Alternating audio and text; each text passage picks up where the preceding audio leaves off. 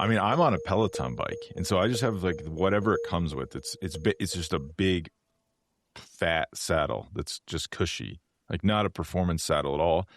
And I've not been wearing bibs. I've been wearing just workout shorts, like with a built-in underwear. Gosh. Yeah. Just toss them. And I started doing this because, you know, like you're on the trainer. Maybe you got to jump off. Maybe you got to take the kids to school. It's like, I don't want to be wearing bibs like for school drop off.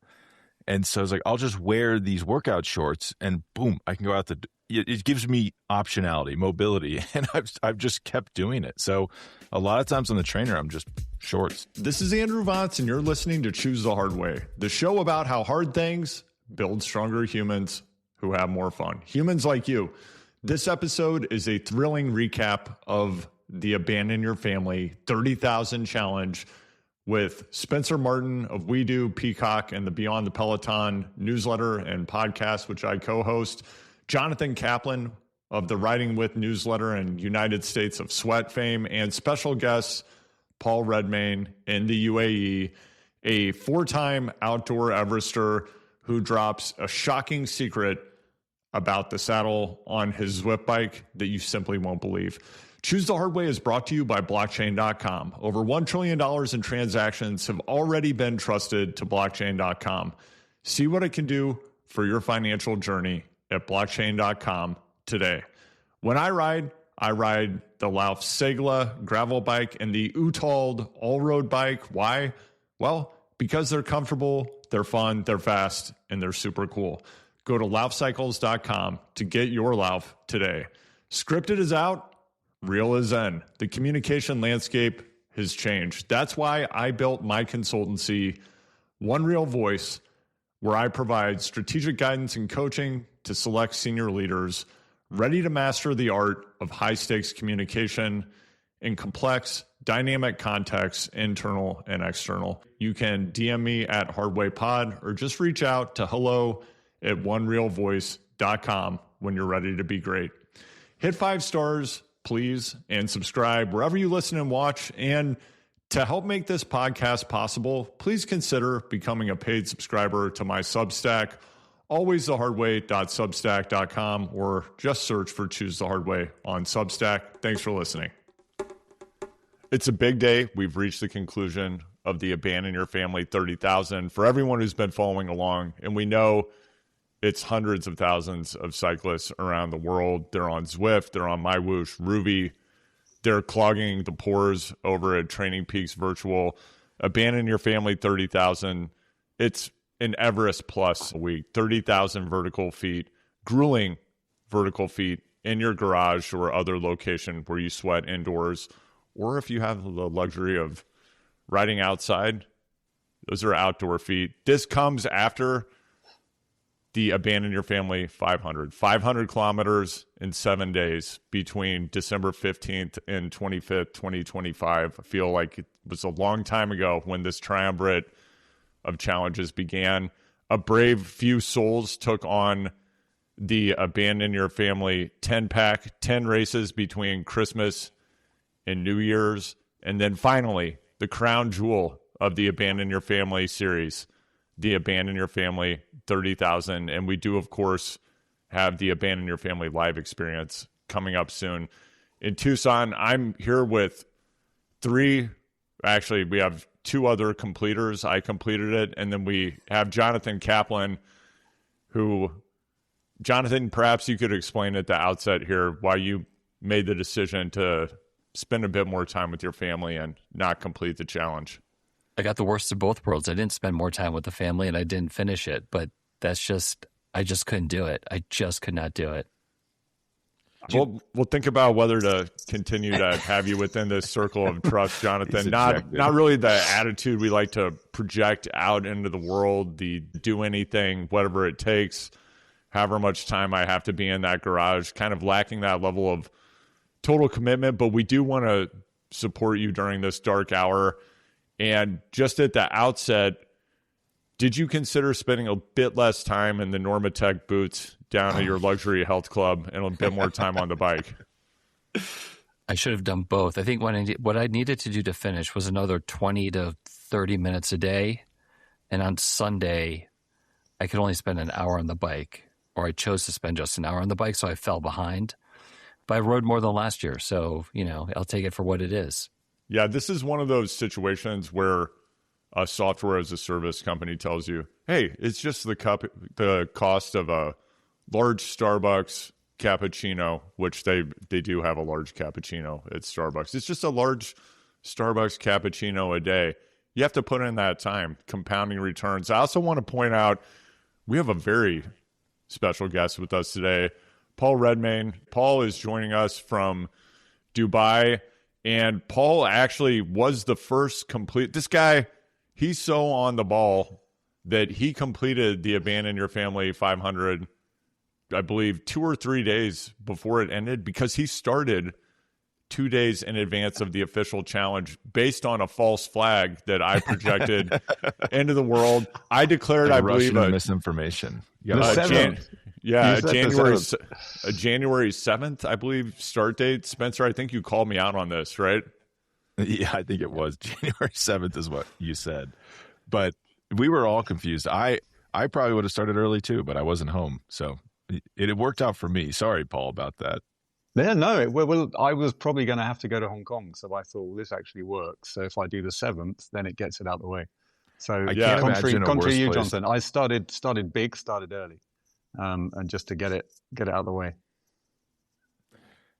I mean, if we're being serious here, that's to me, that's the key. You have to start big. You can't try to make up ground in the second half of the challenge. Like, mentally crushing. It's really tough. Did you guys think the 30,000 was harder than the 500 though? Definitely. See, I didn't. No, because for me it was, so it's 9,000. I do meters, so it's 9,100 meters, and I think the first day I did Alpe du Zwift, and then I did some other one which was 500. So or did I do more? No, maybe I did 1,700 or 2,100 meters on day one. So that was that was done. And then it just makes it, then you're in the mindset straight away, and then it just makes it easier for the rest of the days, because you're like, I've done that bit now. And it's just tempering it. It's going at not a smash fest and telling yourself this is not a smash fest and just pooling along. That is key, actually. And another thing is, like, I was babysitting on Sunday. There's 2 kids.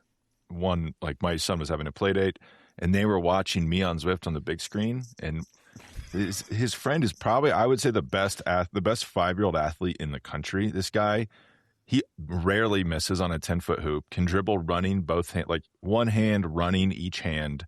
Unbelievable athlete. And this guy nags you. He's just like, you're going slow up there. Why are you going slow? You're having a bad day. And so I was doing like 350 watts for Oh He'll Know. Like, every time I went up it, I'm like, I'm going to show these kids that I'm strong. But it put me in a hole. Like, once you go over that, and then you're in a hole for the next few days, it's really hard to dig yourself out of it. So that's key. Yeah, not pushing too much during the challenge. Yeah, it's going gently. Well, it's like the real Everestings, right? If you've gone, I remember there's a hill I did in Hong Kong, and everyone said, "Oh my God, it's like 2.8 kilometers long, 11% average."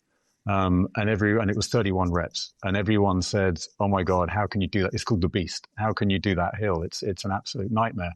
And I said, "Well, have you ever gone properly slow up that hill?" "Well, of course you do. Everyone goes slow." I said, "No, do you know there's a waterfall on the left-hand side?" "Huh?" I said, "Well, you haven't gone slow enough then. When you go slow enough, you see stuff, and you need to just go slower than slow. And then it's all right. It's just reps. But everyone, it's like all of us on hills, right? We all go out too hard. And then we just fizzle like a firework by the end. But if you just go slow and steady, then that's the way to do it. There we go. We have the Zen master of the Abandon Your Family 30,000. There's a lot to dig into here. Spencer, first of all, I know that anyone watching this on YouTube is going to ask, does Spencer now have a top knot? There's something going on with your hair in the back where it looks like you're one of those top knot people now. Are you top knotting? I do. Oh yeah. Yeah, I do have a top knot. I know. I've been in Oceania, and I've picked up some of the customs. Yeah, incredible. Anytime my kids come in the garage and I actually installed a physical latch on the door to prevent them from entering the garage, because once they come in, they want my love and attention, which is highly distracting when you're focused highly annoying. Yeah, when you're focused on your Zwift game. And the number one thing that they do is they walk over. I always have this fear of they're going to touch my setup and I'm going to lose the upload, right? Like that's my number one fear. They're kicking balls around in the garage. They've got a stability ball. My daughter just got a inflatable gymnastics air track and is flipping around. And I'm just thinking, hey, let's not lose this data. Number one. Number two, they get as close as possible, and then all they tell me is that I'm losing and that I need to go faster. And because they, of course, have had the experience of walking in during the 10-pack when some incredibly serious world tour level racing is going down in the Zwift C races, whoever's in front of me, it's like, Dad, what are you doing? Why can't you catch this person? You loser, get up there. And that gives you a little bit of an impetus, and I try to explain that's not really how it works at this phase. I'm a little more in the mode that Paul highlighted.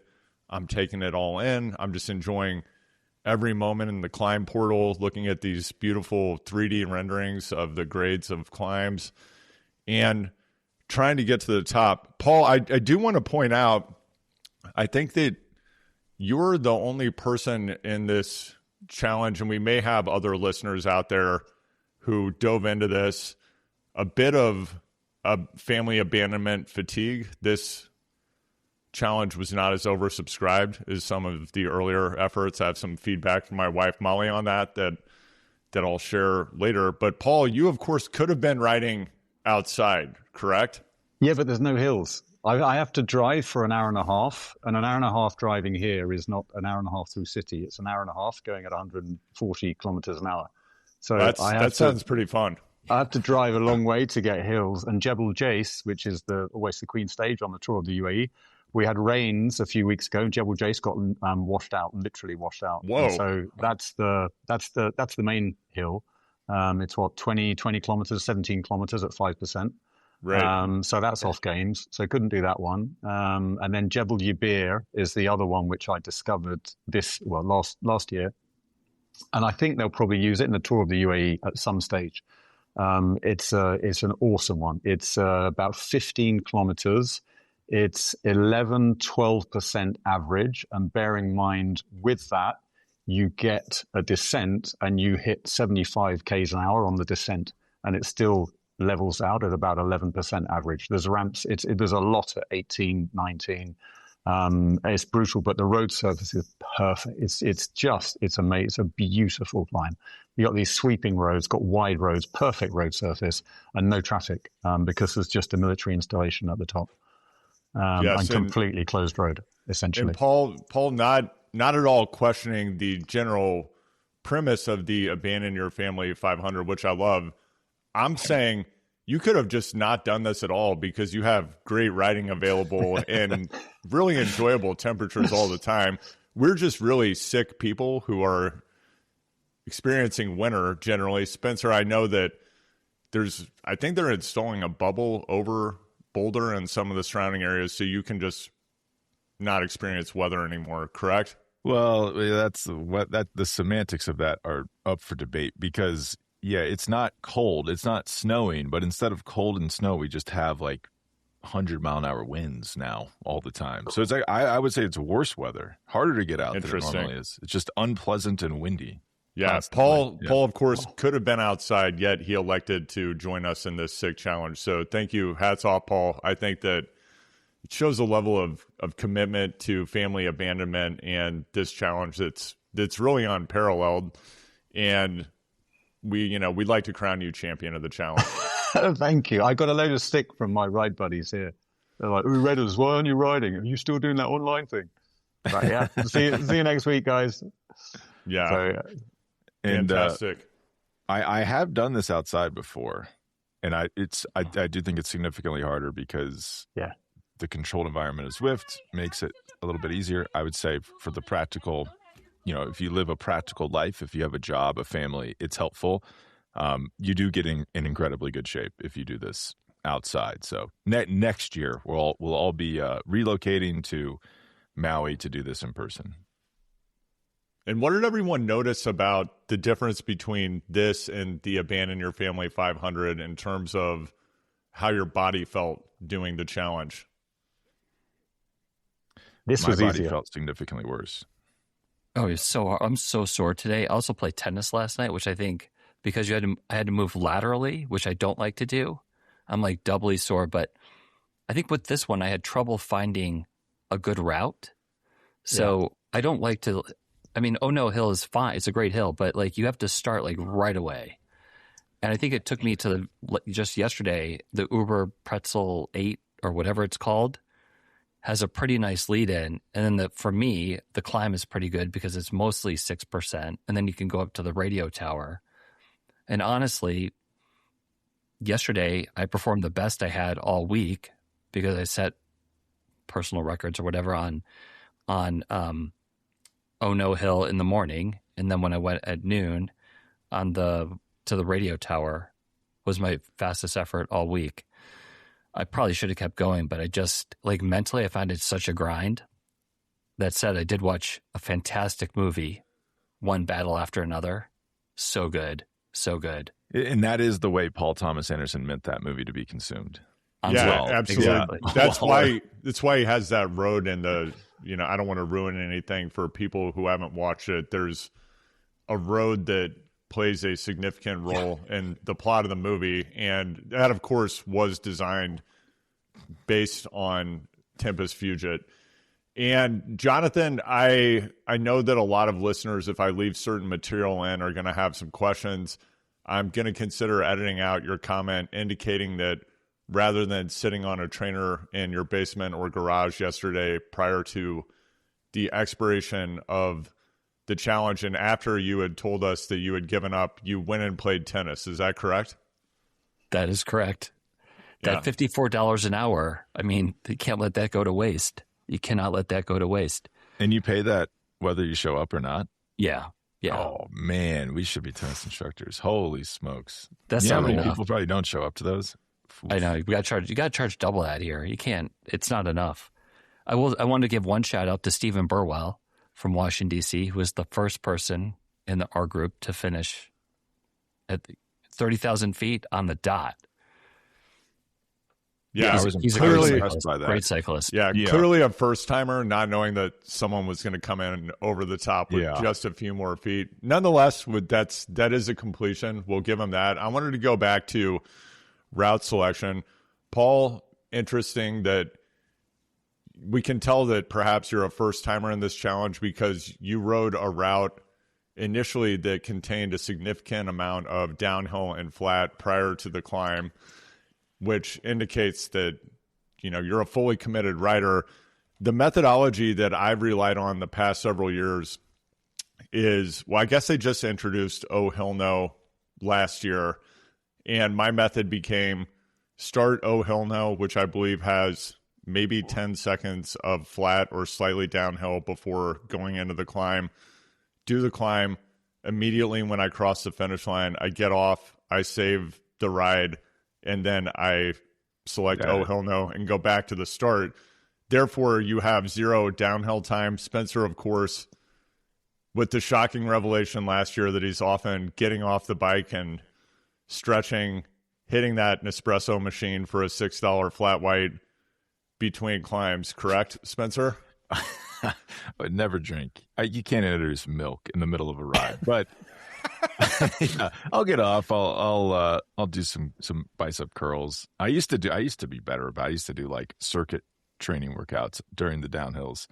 Yeah, now I might be. There's some cars in the basement. Let me tidy those up while I go down. Yeah, but yeah, I try to do strength training on the downhills. I did an Everesting on Alpe du Zwift years ago when I was in quarantine in Hong Kong. I was living in Hong Kong at the time. You had to do 21 days quarantine in a hotel room if you left Hong Kong. So I did the 21 days. I took my bike with me to London because you can take what you have back with you into the room. And then I had my friends deliver my trainer. And so that was waiting in the room when I got there. And you can't leave the room for 21 days. So on the final couple of days, I was riding every day. And the final couple of days, I thought, right, I'll do it. I'll do an Everesting. And as you say, Spencer, you get to the top, and I was just turning around, jumping in the shower, having a nice shower, stretching. I think it's about 11 minutes, the descent. And then you get down to the bottom, you're there, stretch off the back on the bike. And it was 15 hours of that. But by the end of it, I think I had about 6 towels on the saddle. It was very uncomfortable. But you get that, and that's the difference between the Zwift Everesting versus the on the road. On the road, it's the fatigue of like you're tensing on the descent, you're getting tired, your back, your shoulders, your arms, and that's why I think the indoor one is way easier.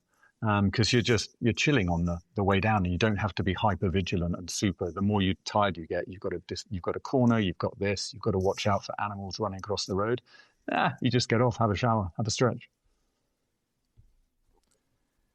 There is a 300-foot climb not too far from here, but the issue with that is it screams down into, a road with traffic where people don't always stop at the stop sign. And then there's no time to recover. I don't know how they do it. When Lachlan Morton or Phil Gaiman does an Everest, do they pick a hill where there's enough? How do they handle the downhill? What do you mean, Jonathan? Well, does it give them time to recover? Is it straight? Lachlan did his on I think it's like 12%, but it is straight, like straight as can be. I mean, the thing with an outside Everesting is you don't want, if the hill's too short, there's too many mechanics. It's like becoming inefficient. So you want enough time, to get a little bit of recovery, but you need to be like building momentum on the climb. But really, like Ruth Winder, I don't even know. I think she changed her last name. She got married, but very, very good professional cyclist, did an Everesting on Flagstaff, Super Flag in Boulder, which is a very bad climb to do it on. You don't want to do it on a 6 to 8% climb. You want it to be as steep as possible so your VAM can be as high as possible. Yeah, probably 10 minutes long. And you get a 2-minute recovery. It's not easy. Probably Everest. Yeah. I would say the major takeaway from this should be that Everesting is not easy. We did it in a week, and I feel quite tired. Like, Paul, how long did it take you to do it when you did it on Zwift? It was 15 hours. So I've done 4 hours. I've done 4 outside and 1 inside. And the outside, and it's all about it comes down to hill choice. It's exactly as you say, Spencer. If you have something that's too shallow, then you're going over 24 hours and you're just exhausted then. And I did all of them with a buddy, Aussie buddy Kingy, we were in Hong Kong. And he always wanted to start early in the morning at 7 a.m. I always wanted to start at 10 p.m. because you ride through the night, you get a chunk out, circadian rhythm kicks in with the dawn anyway, and you've just got that, but you need to time it so you're going to finish before dusk, because I just can't imagine starting in the dark and then you're pedaling towards the dusk and then it's getting dark again because you're threaders by then, you're just exhausted. But so we did, the first one was 2.8%, 2.8 kilometers, 11%. The second one was about a bit longer. It was like 4 kilometers and 10 to 12%. Third one was lovely. It was 88 reps, the third one. And that was this descent was just amazing. You feathered the brakes at one stage. You got to the bottom and turned straight around. So just as you're getting tired at the top, it's time to turn around. And for that one, we put base camp at the top rather than the bottom, which was a good call, because you get to the top and you're like, oh yeah, after this, we get a break. And then you just sit at the top. You have your little break at the top where you got the tent and all the food and everything. And then you jump on the bike and you get more of a break going down.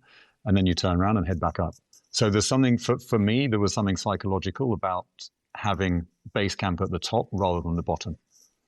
Because from the bottom, you start getting stiffer, obviously, as it goes on. You're like, oh God, I've got to get back on the bike and straight back into the hill. Whereas you get back on the bike, you've got a lovely descent. Oh, that was fun.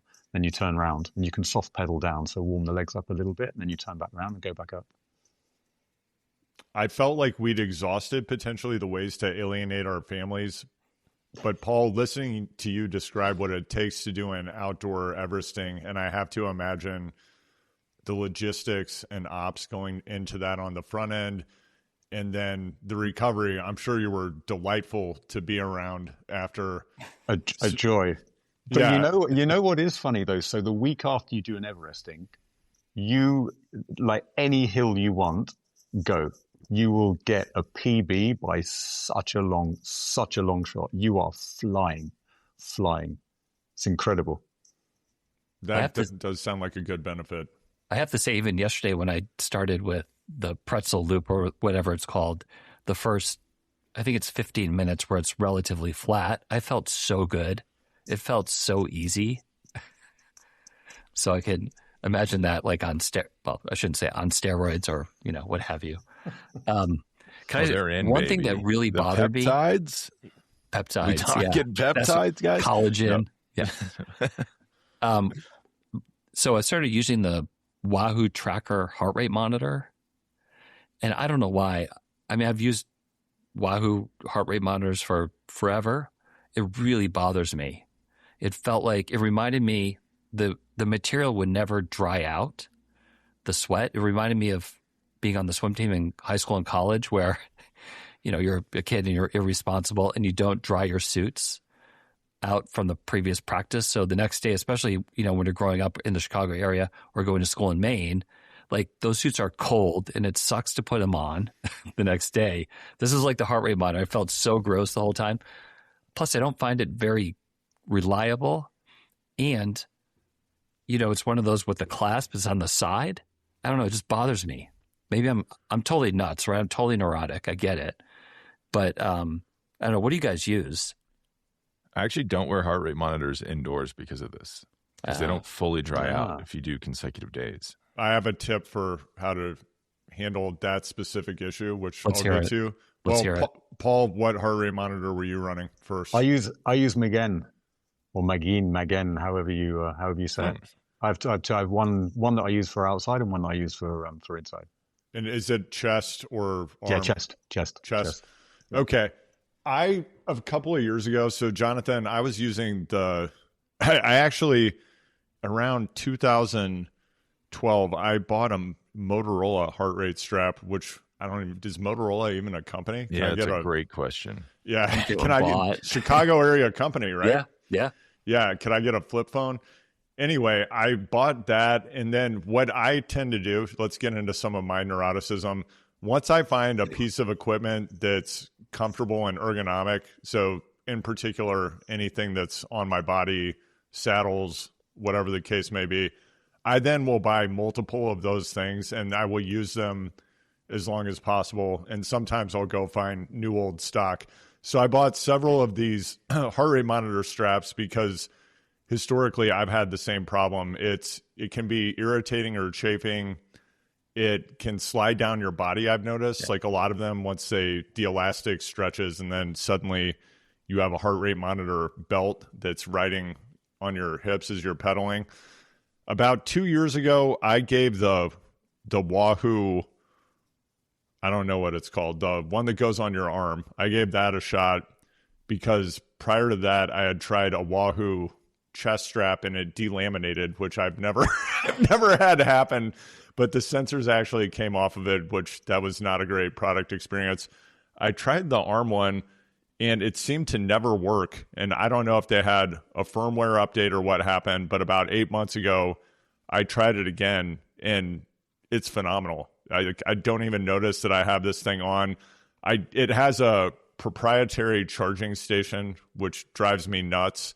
It doesn't use a CR2032 watch battery like most heart rate monitors do.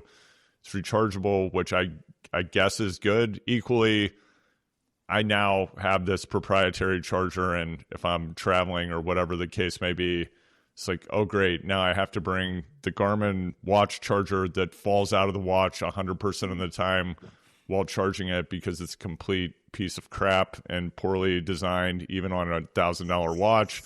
I have to bring my Wahoo arm heart rate charger. And then you, of course, have the fear of, I know that it's charged, but is it charged enough? Is it going to run out while I'm in the middle of, oh, hell no? Nonetheless, it's a pretty good piece of kit. I like it and I recommend it. I also wanted to get into gear a bit. So I made some gear modifications prior to the start of the Abandon Your Family Triple Crown. I mentioned this a bit on the daily updates. I went ahead and upgraded my bibs collection prior to December 15th. And I picked up 5 pairs of Rafa Classic bibs at the recommendation of Jonathan and Spencer, who said that they were adequate. Was it classic or core? I don't, whatever the cheapest I think it's option core. Is. Okay, Core. it's core. I think it's a great line. Yeah, okay. So I got them. I have to say I was a bit skeptical. As we know, if you get super high-end shorts, they tend to have less stretch and be more compressive. They also tend to have flat lock seams, which I definitely prefer because I find that conventional seams can cause chafing and problems in places you don't want. I get the Rafa bibs. I pull them out. I see that they have the old school seams, which I guess is not surprising. On the other hand, they're pretty expensive in my view, and they should have flat lock seams. So whatever. I start riding on them. I also switched from using Bag Balm, which is a product that you can use for skincare, I suppose, but I've been using that as my chamois cream for a couple of years. I actually switched to chamois butter.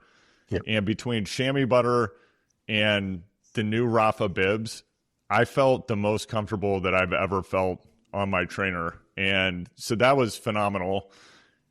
On the other hand, after one wash, every pair of Rafa bibs that I got, the stitching that on the bib that holds the bib to the Lycra had already come undone. So there's like a loose thread, and we all know what happens once you have one of those. It's going to unravel. And now I'm on week 4 and my 8th back and forth message with what I'm guessing is an AI it's agent. Stuart and Tom Walton. Yeah, and Rafa telling me that someone else is looking at the thing or whatever. I've also reached out to Rafa's comms person who's based in Boulder. I'm not going to name this individual. Spencer, you might know them. I haven't received a response. And nonetheless, I think they're good bibs. I think that there's probably some quality problem with this batch, and they should be replaced. Any gear things that you all experienced on this go around? I will say when we were in London, I bought I think it's the Brevet bibs. So I think it's a higher quality because they're more expensive, or they're supposed to be, but same issue. Like you can already see like the threads tearing at the seam. But yeah, I do think, I mean, I don't know. I rode with Rafa. I rode with black bibs, which are not good for long indoor rides. I rode with who's our guy, Yuva. Spencer, no free ads. We're not mentioning the company. Okay, fine. He's not sponsoring this episode. No. Yeah, but I always come back to Rafa. Okay. Well, if you lived in London, you could probably I bet you could go into the store and they would replace it. Mm-hmm. I will be going through this pain soon because my Rafa Clubhouse is closing down, and I will not be able to go in and pester them in person about product that I've used and bought. I have a wild reveal, so I'm going to go last. You go next. Oh boy. Yeah. So I've had issues. I've had issues with Rafa. I find that the older Rafa stuff from 10 years ago is way better and lasts way longer. Yeah. The newer stuff is just a nightmare. I've used ASOS. ASOS was super comfortable initially. And then the problem, I don't know what it is here, if it's the water, if it's the sun, if it's the fact that every time we go outside, because it's so hot, even in winter, we're just sweating all the time. But the smaller the back, the coccyx, it just goes through. And Rafa's started doing that as well. It starts going super threadbare. And oftentimes you'll be on the ride, and obviously it's not something you see, so it's all your mates pointing out, might need some new bib shorts there, my friend. So you give a nice view to the riders behind you. Kuore, use them, they're good. I like them. I agree. And Castelli, but Castelli, you've got to be a quadruple XL when you're a medium in Rafa. Oh, man. And so just trying to fathom negotiate that one is a nightmare. But the biggest winner chicken dinner for me is the saddle. So I have on the indoor trainer the Brooks saddle, and Whoa, not the one that they make for road bikes.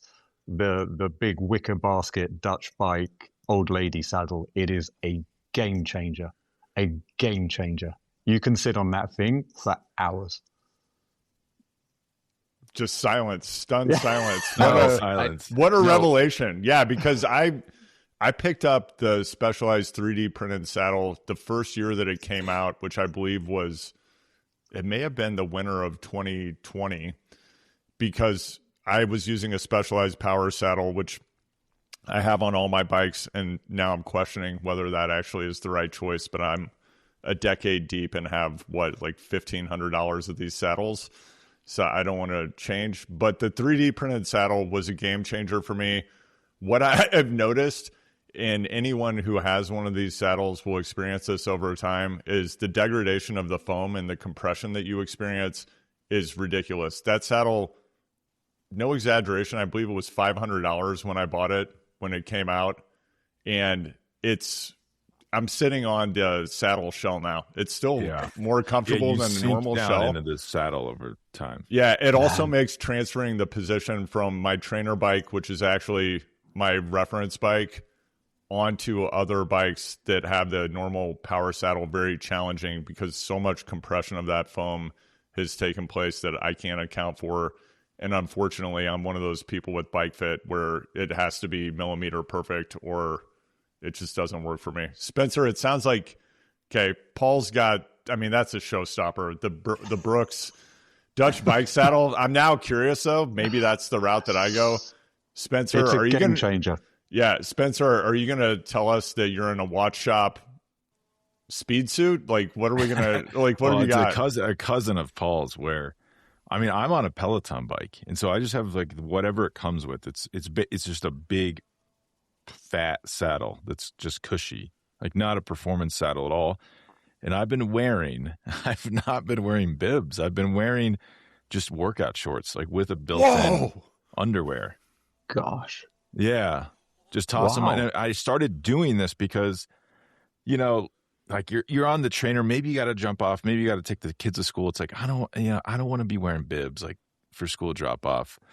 And so I was like, I'll just wear these workout shorts and boom, I can go out it gives me optionality, mobility. And I've just kept doing it. So a lot of times on the trainer, I'm just shorts. But if you've got that padded saddle, the bibs are almost redundant. And the bibs, I do find with newer bibs as well, they're so slippery. You're all over the place. You're all over the place. Which again, the Brooks is a hammock. I mean, I've had it on there maybe 4 years, and it just gets better and better because you just sink into it each time. It's amazing. I mean, it's unchanged since like 1895 or something ridiculous. All 7 kilos of it or whatever it is. But it's just it's amazing. It is truly amazing. It's a game changer because you realize that when you're cycling indoors, the thing that curtails it's not really the boredom, it's just the extreme discomfort of being in that same position. And suddenly if you nix that one, and if you're comfortable, you can suddenly do 2 hours, 3 hours plus. Not that you want to, but the option's there. You can go longer when you're comfortable down there. Paul, given what you described, it sounds like you have a specific bike set up for the trainer. What is your setup? No, I've got a Tax Neo, and then I have I've got a little man cave upstairs with all the bike stuff, and I've got the Tax Neo running through the iPad that's plugged into a TV. And as you guys were saying earlier, so my 10-year-old she comes and sits and watches, and she likes flag spotting, and trying to guess the countries, and then exactly telling me to catch up and why is that guy overtaking you, Dad? But I don't know if she enjoys it or if it's just because it's a screen and she's a child, so she'll just watch anything. So there's that, and then I've just got an old a crappy. It's not even a branded bike. I had a bike. I had a carbon Dolan that had problem with the forks, and so I put that on there for a while, and then I fixed that one, and I bought this. I don't know what it is, aluminium, steel. I don't even know what material it is, but it's just some really cheap. It was new but cheap, and I gave it to my bike guy here and just put all the Shimano 105 on and said, right, there you go, fill your boots. spec this out. It's going to be on the trainer. And it's brilliant because then you can just leak sweat onto it. You don't care. It costs nothing. And it just stays there. And then all that side-to-side motion, I couldn't care less because it's not going to break the carbon or anything. I'm never riding it outside. Amazing. And how tight do you keep your headset? This is a question no one thinks about. Pretty tight on there. I had a fully deflated tire for about 4 months and wasn't fussed. It creaks and it does its thing, but then you just have a little play with the Allen key and then you're good to go. But it's just the forever sweat on it, push it out. This is key, by the way. When I was racing seriously and all I cared about was riding and I was inside, I just would ride on my team bike. And you destroy these things. If you're seriously riding inside and sweating, you will destroy your bike. I think that's been my experience because the sweat is so corrosive. So what Paul's doing is the way to go. And I have the sweat. The coming down from the handlebars. I have 2 of those on there, so that catches. And then I have a little Decathlon, those sort of fleecy towels. Right. I have a fan next to me, a pedestal fan that's just blowing onto me, and then I have in the summer, obviously, I get whack on the AC, and then just hose myself down. Nice. For mine, I have a bike that's set up just for the trainer, which is an old rim brake bike. This now seems to be the best use of old rim brake bikes. Again, like you, Paul, not the nicest stuff. I've sweat out my brifters multiple times where they just become seized with rust and old sweat that has corroded them. So that's something that's happened over time. After doing some research, I started wrapping my brifters in material that I cut out from waterproof seat covers. So automobile waterproof seat covers, you can get on Amazon for maybe actually, they probably cost $500 now. When I bought them a couple of years ago, it was like $20. So you just cut the material out. I wrap it over the brifters. I can still shift, but it generally protects them from sweat. And then I have one of those long top tube guard things, and then I wrap that over the stem so that the stem's not getting directly sweat on because those bolts start to corrode as well. And then I have a commercial construction, I don't know what it's called, but it's a fan that's just like the Wahoo fan, but it costs a third of what the Wahoo fan costs. Then I have another they're made by Lasco. In back, I have a Lasco, just large fan. I don't know how I would describe it. The thing that I don't have that I would really like to have is I would like to have wireless controls to turn the fans on and off. When I'm getting on the trainer, it's often really cold in my garage, and then after a few minutes, you're warm, but I just turn on everything on full blast with one power strip switch. I'm running through an old computer into my TV setup, and I also wish that I could have the Zwift app that runs the game and the companion app just on my phone. I don't understand the mechanics of that, but that's a bit inconvenient. It's super. So maybe I'm a unique situation. I have like 100 phones. And so I don't know if that's like unusual or not, but I just have an old iPhone. I mean, God knows when the last time it was used to make a phone call, but I just run Zwift on that from my bike. And then I just screen mirror it to a big screen TV, to a 100-inch TV. Is it stable? It's pretty good. It's better than, because when you run it through your computer, it takes a lot of computing power. So I don't know if it's a tamped down version of the game or what's going on, but it is pretty stable. Interesting. I might try that. The other thing that I do is that I have I'm hardwired. I have a hardwired DSL line into a dongle into the game so that I don't have any lag. But I don't know what it's like when you're running on. Maybe you would use my setup and think there's a lot of lag because you've been living the hardwired life, but I don't feel like there's much lag at all. Yeah, Spencer, it sounds like you're bearing the lead here a bit. I know we may have talked about your setup in the past, but you're on a Peloton bike. I know people are wondering, how are you doing that? And could you talk a bit about the Asimo power power meter pedals and like how you got that set up. I said I was with Paul's friend from Colinago the other week, and I said Asimo, and he was disgusted. He's like, okay, that's not how we say the word. And yeah, of course, I don't remember how you actually say it. But I mean, it's not, if you really care about your position, you should not do this. Do not do what I'm doing. But I'm jumping on. You're never going to get the full road bike position. I find it kind of comfy. The Q factor is probably a little wider. That would be the biggest downside. But I get on my Peloton.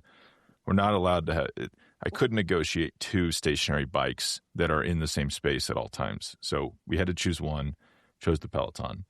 So it's sitting there. You can't just jump on a Peloton and ride on Zwift, though. Like, there's a limiter. So the way to do this is you just put power meter pedals on the Peloton bike as the pedals. And then the power meter pedals. I have the Favrevo Asimo is how I would say it. I think it's far better than I used to have Garmin Vectors. This Italian company makes far better pedals. You can get mountain bike, different types of road ones. They are fantastic. And I just put those on the Peloton, and then I'm casting to Zwift from there. I like that. Yeah. That's great. I mean, they're great. I totally agree with you. The Vectors were terrible. I you can travel with them. You know, you can move between that's the bikes thing. so it's easily. The traveling, because Magen, they're bringing out or have just brought out pedals, and I think dual-sided power meter is $500, $600. Like they're considerably cheaper, and they've just started sponsoring. I saw the announcement this week. Just started sponsoring Astana. Wow. So they're jumping in, but not with the pedals. They're doing the light. They got a new computer coming out and something else, but not the pedals. And is this they're good Chinese brand? Okay, I'm not familiar with that brand. Is that something you'd pick up through Panda Podium, or are they direct to consumer? Or they're direct to consumer. So I came across. So I had my power meter. My first power meter with them was 2016. So 10 years ago. I was living in Hong Kong. It was in Hong Kong, and it was a Shimano Ultegra left side crank, and it was about $250 for that. And it's still going. I still have it. Never, like, touch wood. I've just jinxed it, but touch wood, never had a problem. Never had a problem with it. And the connectivity, the everything, never had a problem with it. Which is why I had problems with Wahoo with their heart rate monitors. I had a problem with Tax heart rate monitor. Had problem with all the heart rate, and touch wood, never had a problem with the Magen ones either. And budget-wise, they're considerably less than most of the other brands. But now they've got the sponsorship, they're probably going to go up. But they're great, and they've got an indoor trainer that they're bringing out as well. That they've just brought out, but they're really good. They're Chinese, based in Shenzhen, so just across the border from Hong Kong. And my whole premise for this was, so Kingy, my Everesting mate, he works in the bike shop in Hong Kong, and it's, what equipment do you want? You want the equipment that the bike mechanic is using, because he sees every equipment all day, every day. And I said to him, mate, I want a power meter, doesn't break the bank. He said, there you go. He said, this is the one, brilliant, never any problems. And I've just kind of mirrored him and replicated whatever he has. Right, what are you riding? What wheels are you riding? What this, what that? And then he'll just ride this, ride that. Okay, cool. He's on it, finger on the pulse. Well, let me just say, I need to up my setup game. I have the Cannondale CAD 10 from maybe 2009 or 10 on the trainer, so it's aluminum. I took it in late last year to just have it checked by a mechanic, and it was in really good shape. But all they did was replace the chain. But I just have Zwift on my MacBook, and then if I watch something or listen to something, I do it on the iPhone. Maybe I should get we have these old TVs lying around. I have no idea how to hook them up, but that's why I think, Andrew, you got to come down here and set it up for me. You just use an HDMI cord with a dongle, and then you go from your MacBook onto a TV. Yeah, I mean, I do find Zwift on the iPad, the battery goes. I have to have it at 100%. The iPad to start so Zwift, fast. It plummets. Like in 1 hour, you're down to like 20%. Yeah, it really it's crazy. I just keep it charged the whole time. I don't. Yeah. But I use the out for it to plug into the TV. So that's the challenge. I can't double. Yeah. Well, guys, I have a quickly unfolding situation. I'm going to have to run, but you please do not, in the episode on my account, stay here and and continue to discuss if you need to. Yeah, I think that just the last thing that we need to get to here, and I think, Spencer, your situation highlights it. I have 2 kids that have been homesick for the past 6 school days. They're in rough shape downstairs, and what I'm doing right now is continuing my family abandonment streak. We're going to be continuing it in real life at an upcoming camp. Oversubscribed at the moment. There's going to be more coming in the future. I think the big takeaway is, doing hard things with your friends is fun and it makes you stronger. Even if you don't finish the thing, like, hey, whatever, you did more than you would have. We're going to be doing more of these things in the future beyond the Peloton, Choose the Hard Way, riding with. And we may be coming to a shakeout ride near you sometime soon. So stay tuned. Big things coming. Thanks everybody for listening and for riding along. We will be climbing Mount Lemon. All 4 of us, 3 of us, we don't know yet, but this is what it's all been building toward at the end of the month. Yeah, getting a shuttle car up at the top for me and getting to the top of Mount Lemon. So stay tuned. Thanks everybody for listening, and we will see you next time. Thanks for listening to Choose the Hard Way. Please hit 5 stars and subscribe wherever you listen and watch. To make this podcast possible, please become a paid subscriber to my Substack, alwaysthehardway.substack.com. That's the number one way you can help support and make this show possible. This episode is brought to you by blockchain.com. Over $1 trillion in transactions have already been trusted to blockchain.com. See what it can do for your financial journey at blockchain.com today. When I ride bikes, I ride the Laufsegler gravel bike and the Uthold all-road bike because they're comfortable, they're fun, they're fast, and they're super cool. Go to laufcycles.com to get your Lauf today. Traditional media training just doesn't work in open-ended, dynamic conversations. That's why I built my consultancy, One Real Voice, to help industry leaders thrive on podcasts, panels, and in the high-stakes, open-ended conversations where reputations are built and business is won. When you're ready to be great, DM me at HardwayPod or reach out to hello@onerealvoice.com. Thanks for listening, and thanks for being part of the Choose the Hard Way community.